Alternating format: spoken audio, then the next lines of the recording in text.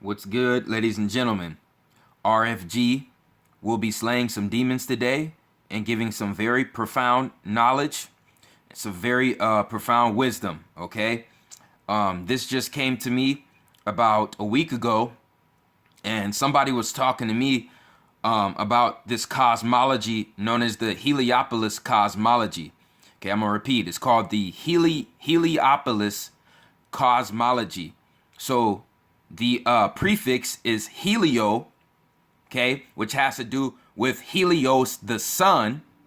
So, ladies and gentlemen, the original cosmology that was present in Kemet was none other than the Heliopolis cosmology, ladies and gentlemen.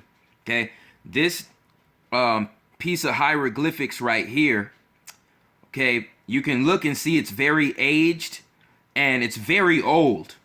Okay, so case in point that this is definitely one of the first cosmologies, okay, that the Egyptians were putting on their walls. You see what I'm saying? In their hieroglyphics. You can also compare this cosmology, okay, to the flat earth cosmology, and you can see a huge difference as far as its clarity and its age, okay? This picture right here is obviously much younger and much newer than this cosmology right here, okay? This cosmology, ladies and gentlemen, is the Heliopolis cosmology, and right here you have the sun.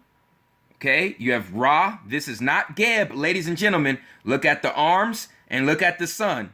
Okay, this is not Geb. This is Ra. Ra is standing up on his throne and he's holding another sun on top of his head.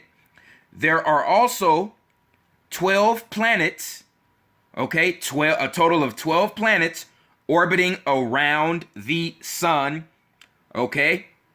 And these two goddesses are keeping everything in balance with the magnetic energy of the dark matter of the universe. Okay? And case in point, okay, we have this photo right here. Okay, this is, you know, touching on the same subject. Right here we have Soul 1, and then we have Soul 2. Okay? Right in the scarab beetle's legs, okay, that's Soul 2, and right here in its arms is Soul 1. Sol or soul is the sun, the stargate where our soul comes from, the sun. So right here we have the Egyptian scarab holding two suns, one in its hands, one in its legs. Okay, this is proving the original cosmology in Kemet was the Heliopolis cosmology, and it clearly showed and stated that the sun is part of a binary star system. So this other dwarf star is none other than Nibiru, ladies and gentlemen. Okay, right here you have your Egyptian scarab holding the sun and Nibiru in its grasp. Okay, so once again, I'm going to make this very easy for everybody to understand and grasp. This is one of the oldest hieroglyphic texts in Kemet, and this is their first form of cosmology. It's called the Heliopolis Cosmology. Okay? So once again, we have the sun god Ra, holding up Nibiru, the second sun, the binary star system. And there are 12 planets orbiting around the sun god Ra. Okay? Let's see what this person who created his own website, you know what I'm saying, the individual who did the excavation, let's see what he had to say. Okay, here's the stars at night, along with the spherical planets. Okay, Soul 1. Where is Soul 1 pointing to? Soul 1, which is sun number 1. Sun number 1 is pointing to the large astrological object that we see in the sky every day, the sun. This is the sun god Ra. And Ra is holding Nibiru on the top of his head. Sol 2. Sun number 2. Sol 2. Sun number 2. On top of sun number 1's orbit. So Nibiru is actually on top of the sun, okay? That's why it's very hard for individuals to see it in the normal day. You know, the sky, looking up at the sky in a normal day, it's very hard to see Nibiru, but Nibiru is getting closer and closer to the earth. That's why the weather is heating up on the earth, ladies and gentlemen, okay? I'm getting ready to do a whole new lecture on the global warming. The global warming is actually real, and it is a complete government psyop to call global warming a farce, okay? That is a multi-billion dollar operation, okay, for their claim to call global warming a farce, and it has to do with the chemtrails being sprayed in the atmosphere as well, okay? The chemtrails are to cause a cooling of the planet, to cool the planet down, because these people know the second sun is coming back, okay? Sol number 2, Nibiru, is coming back. And according to the first cosmology in Kemet, which is the Heliopolis Cosmology, okay, we have 2 suns, and we originally had 12 planets orbiting the sun. Okay, so once again, stars at night, along with the circle/spherical planets. We have Sol number 1, which is sun, the sun. We have Sol number 2, which is Nibiru, the dwarf star Nibiru. Okay, a god standing on the sun with the second sun above his head shows the rotation of one sun is linked to the other, hence why one sun is invisible. Exactly, ladies and gentlemen, because while the planets are orbiting around the sun horizontally, the second sun Nibiru is on top of the sun at an angle. So it is very hard and very rare for people to actually see Nibiru, okay? But these photos I'm getting ready to show you guys is going to blow you guys away. Okay, so like I said, okay, this is the ancient scarab in Kemet holding Ra, the sun god, the sun, and then holding Nibiru right here, right in front of our faces. Our ancestors telling us in plain sight that we are part of a binary star system. Okay?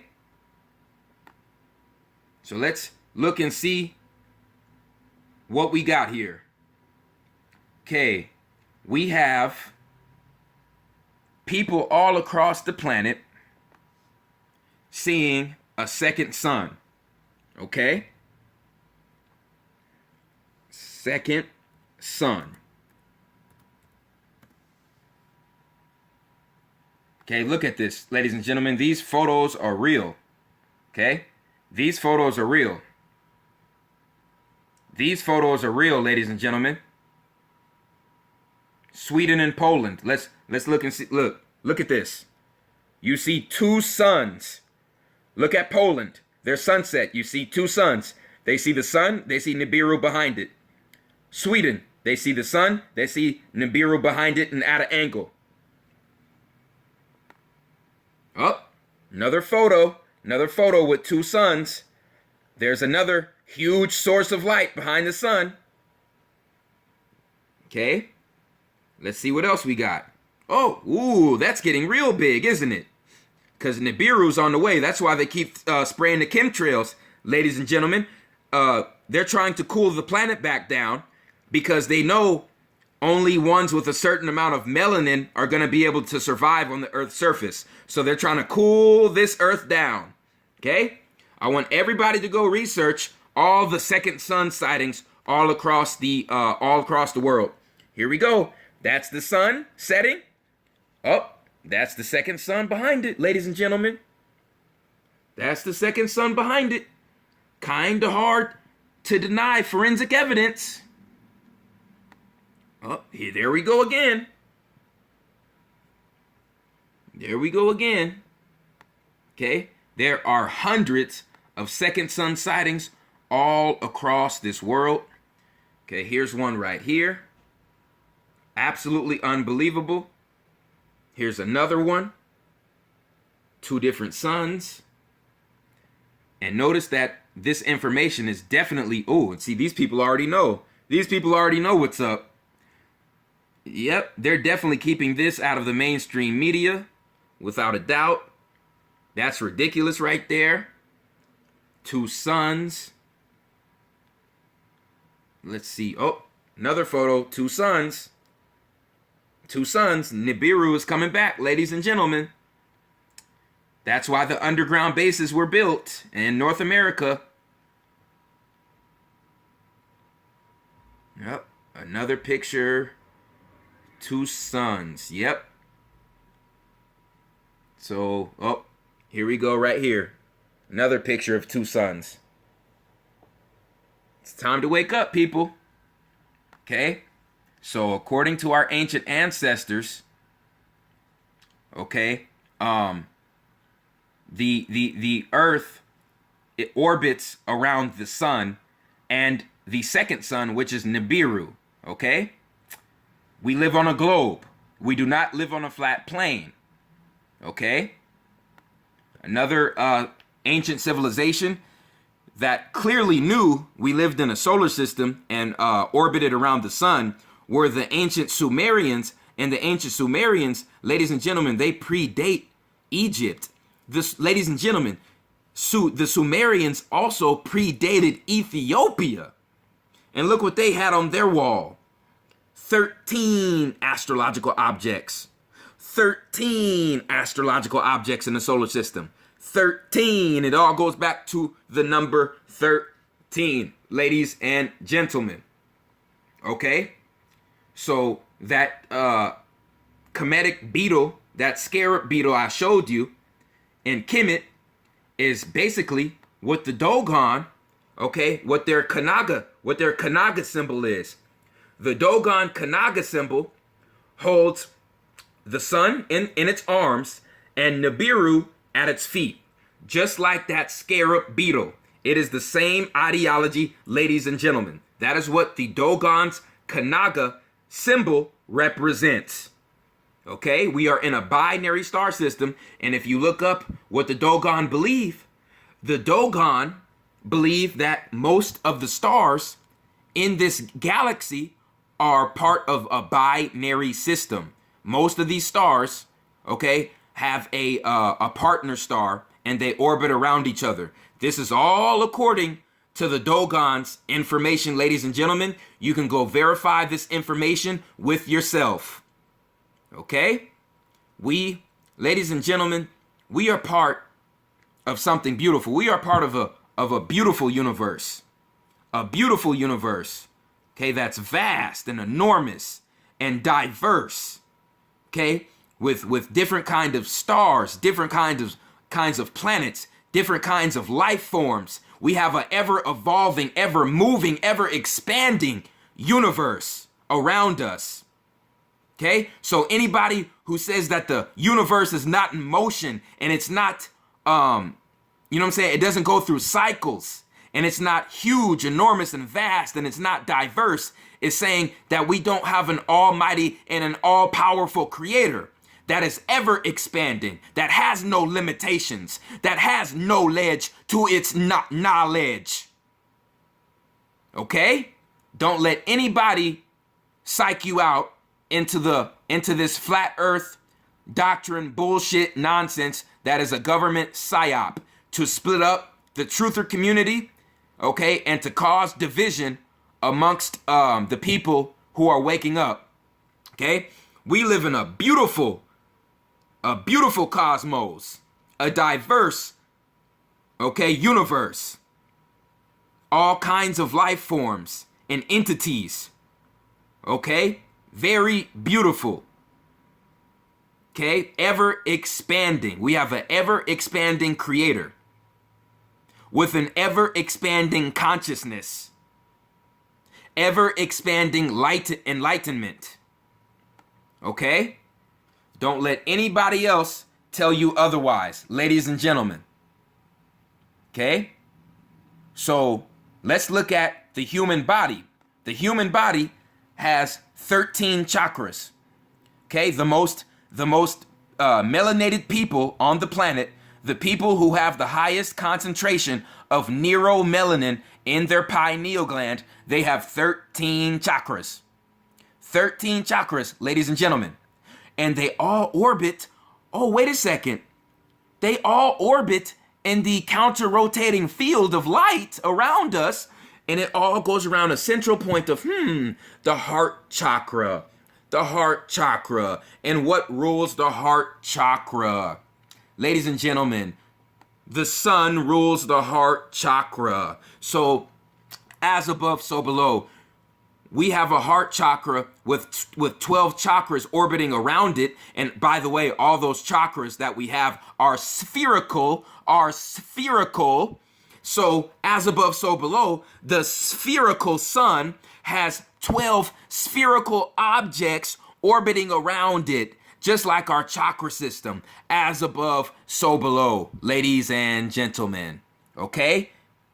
This is not hard to understand. It's really not hard to think about, okay?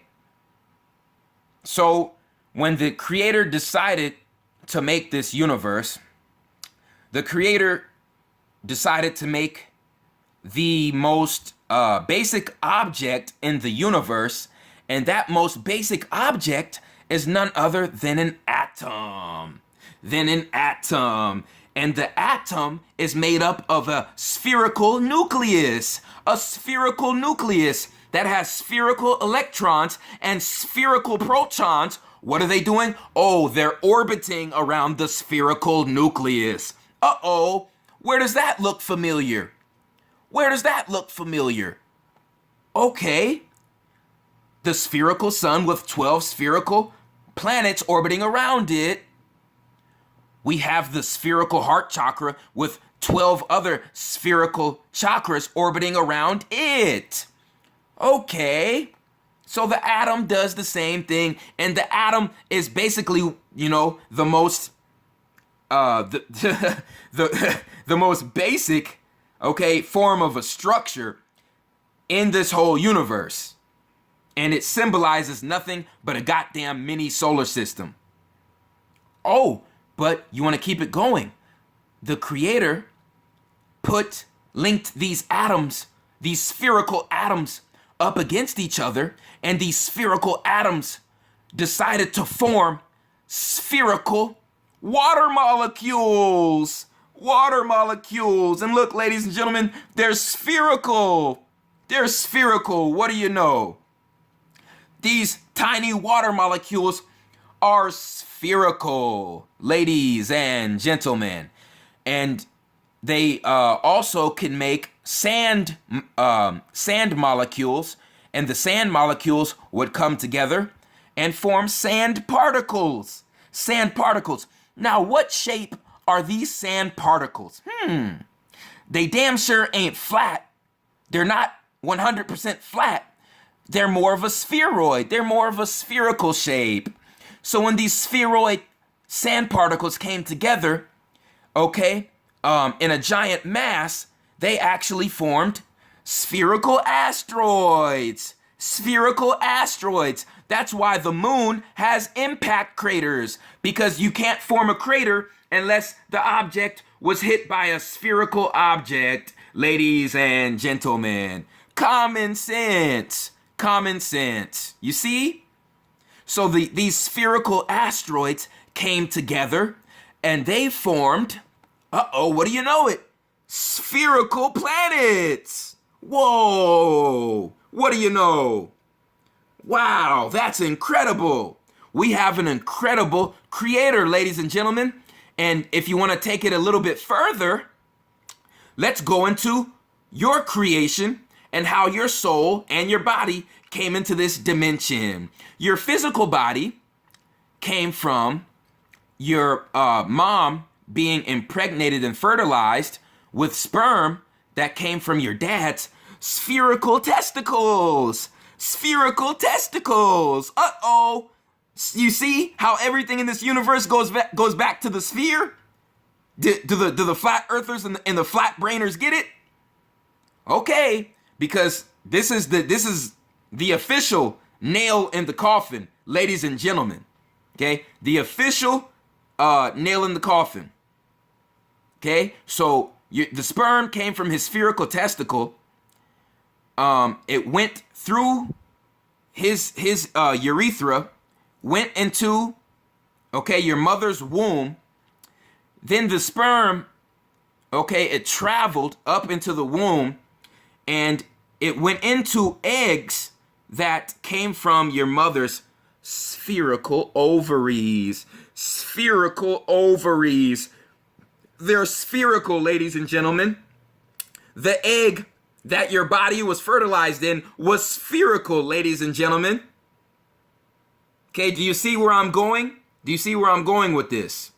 And after that, Akasha, who's in control of your Akashic records, okay, she sent your soul in this dimension through a stargate to go into your mother's womb, okay? And your soul, this is what your soul looked like.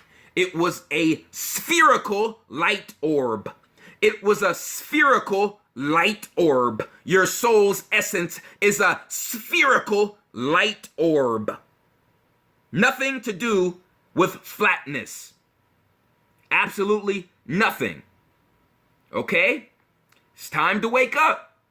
It's time to wake up because, ladies and gentlemen, most of you guys have been bamboozled. Bamboozled. Okay? I want everybody to understand what's going on here.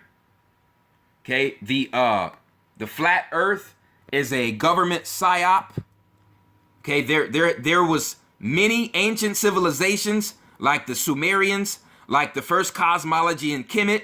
Even the Ethiopians knew we were on a sphere. Look how retarded this is. I want to show you how retarded this is.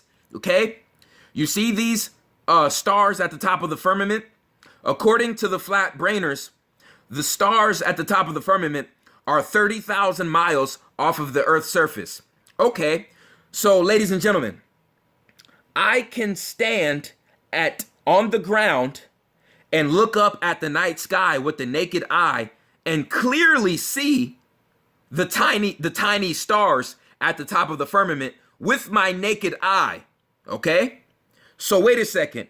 We have this giant ball that is much, much closer to the earth, and it's lighting up damn near half of the earth, and you're telling me I can't stand at a point of elevation and even look through a telescope and witness the sun shining over another country? These flat brainers want to talk about NASA's photos. Oh, all the pictures of the earth are fake. Wait a second. If you flat earthers are so adamant about proving your point, get off of your lazy ass. Get off of your lazy ass. Get from behind your computer desk and conduct your own experiments. And let's see a photo of all 7 continents flattened out. Ladies and gentlemen, let's see it. Put up or shut up. Put your money where your mouth is, okay? And let's see if you prove who you are through your damn actions. Conduct your own experiments and see if you can get a photo of all 7 continents flattened out. Otherwise, this right here is nothing but a preschool theory. Okay? So I want somebody to answer this question. If I'm at a certain point of elevation on this flat disk, and I can clearly see the stars at the top of the firmament with the naked eye that are 10 times the distance away than the sun is from the earth. The sun is lighting up almost half of the earth. Why can't I stand at a point of elevation and see the sun's light shining over another country? And don't talk about no damn clouds, because we would still see the sun's visible light through those clouds. Okay, if the earth was flat, the earth lights up a latitude of 9,000 miles and it lights up a longitude of 4,500 miles. Okay, and if this is much closer to the earth, I should be able to see this with the naked eye. I should definitely be able to get at any point of elevation and look through a telescope and see this sun shining over other countries. By the way, if the sun and the moon are orbiting in the same direction over a flat, motionless plane for thousands of years, all of your wind currents, all of your hurricanes, all of your tornadoes, all of your cyclones are going to be orbiting or blowing in the same direction. All of your wind currents, cyclones, hurricanes, tornadoes are all going to be blowing in the same direction, ladies and gentlemen. Okay, so according to this model, all wind currents on the planet are supposed to be blowing east to west. And we know that is not the case. Okay? So we have major currents in the Pacific blowing west to east. We have major wind currents in the southern hemisphere blowing west to east. That cannot happen on a flat earth model. All wind on the planet, according to this model, has to be blowing east to west. Okay?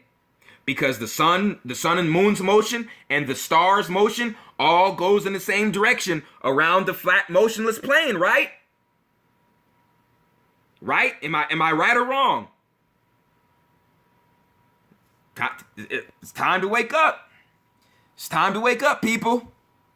It's time to wake up because this shit is getting exposed. Okay? This flat earth society was actually created by the CIA because people in the truther community were waking up at an alarming rate. And the government had to come up with a plan and an agenda to divide us. You see, they had to come up with an agenda to, stop us from expanding our spiritual wisdom, stop us from expanding our knowledge, and stop us from exposing their corruption and their evil deeds. So they came up with the perfect plan to divide and conquer the truther movement. So instead of us trying to raid the Vatican buildings, instead of us trying to overthrow the government and go after the incunabula who are, controlling the world in inner earth, instead of doing that, we're now debating each other over the goddamn shape of the earth. It was genius. This psyop was actually genius.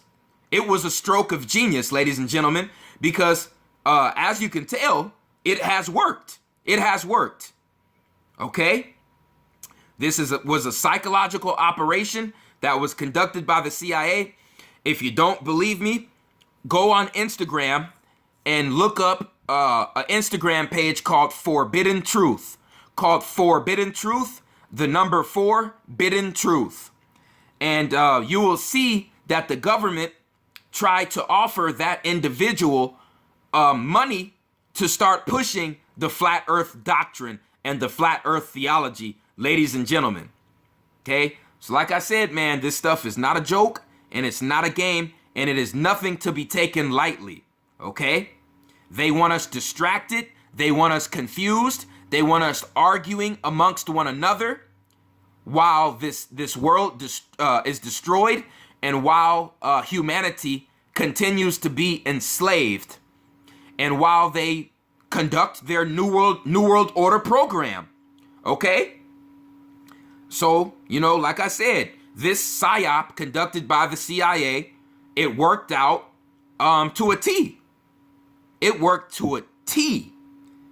Okay? You have people ready to fight and throw blows over the goddamn shape of the earth. Okay?